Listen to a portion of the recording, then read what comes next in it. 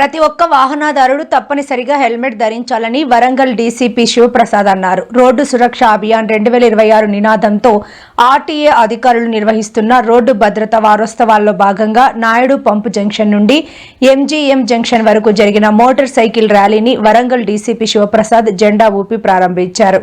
ముఖ్యంగా వాహనదారుడు వాహనం నడిపేటప్పుడు సెల్ ఫోన్ డ్రైవింగ్ చేయకూడదని, అలా చేస్తే చట్టపరమైన చర్యలు తీసుకుంటామని డీసీపీ తెలిపారు.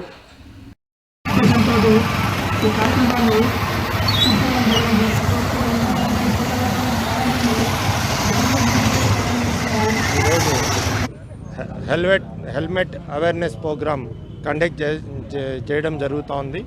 మీకు తెలుసు, ఈ రాష్ట్రంలో కానీ దేశంలో కానీ రోజు ఎన్నో యాక్సిడెంట్లు జరుగుతున్నాయి.